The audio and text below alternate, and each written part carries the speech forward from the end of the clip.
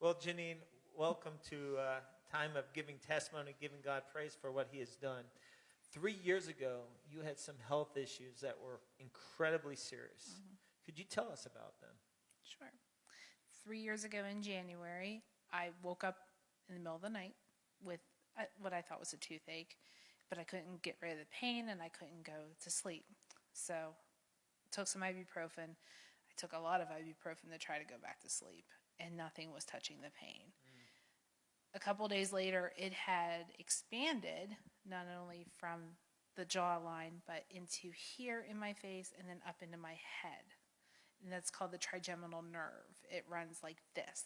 Okay. So it was all on the right side of my face, and I couldn't take the pain anymore, could not function. So I went to urgent care. And what did urgent care tell you? They said, I think you have trigeminal neuralgia, but we're not too sure, so we're going to give you some pain medicine, send you on your way, call your doctor. So that's what I did. My doctor said, yeah, sounds about right. I can't really help you too much with that, so I'm going to send you to a neurologist. So he gave me medicine in the meantime, because from January, I couldn't get an appointment until April. Oh, my goodness. Yeah. And that was before COVID, so that was tough. That was tough. It was tough. So they gave me some medicine. They kept giving me medicine. They kept increasing my medicine. So they put me on something called Tegretol, which they use for seizures. It's for nerves. They put me on that, and they started me at 600 milligrams. The highest dose you can really be on per day, I think, is 1,200. Eventually, they worked me up to that because the pain was so severe. On top of that, they put me on Neurontin, which I will never take again. It was actually making me have suicidal dreams and thoughts. That must have been incredibly scary. It was terrifying. And you had people praying for you. I did. And then they added muscle relaxers in on top of that just so I could function. So you still had to go to work, even I still though had to you go had a to lot of work. pain. Oh, yeah. Still had to go to work. I worked full-time. I was a human resources manager. Kept going to work. People were talking because they're like, what's wrong with her? It was very visible something was wrong with me. Right. I had reactions from the Tegretol, like my tongue was swelling and things like that. On top of it, the pain was so bad you couldn't even come near my face. Couldn't touch it, couldn't brush it, wind couldn't touch it, nothing. I was in severe pain all the time. Got to the neurologist, who sent me to another specialist. And so you thought you had some hope. Oh, sure. So I'm like, okay, doctor number 4, he's got to know what's going on. No, doctor number 4 sent me to doctor number 5. So this is April. Doctor number 4 was a couple weeks later. Doctor number 5 came in July. So What did doctor number 5 say? Doctor number 5 said, you have atypical trigeminal neuralgia, and there is not a thing I can do for you. Not a thing he can do, and he's the specialist. And he's the specialist. He's the top of this disease. He is the one in Pennsylvania that everyone recommends. I don't even remember his name now, which is probably a good thing.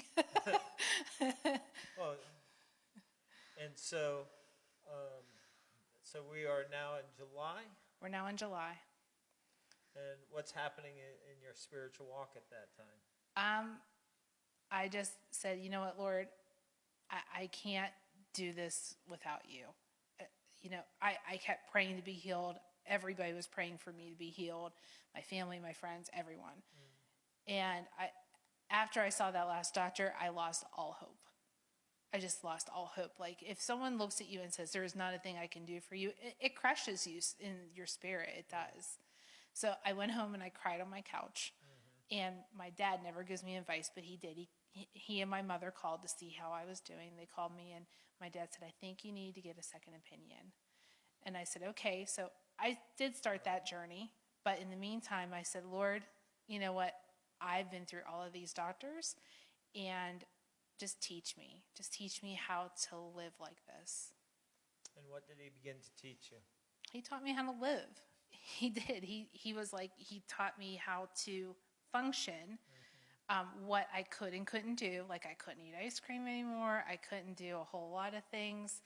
But what I could do was just rely on him.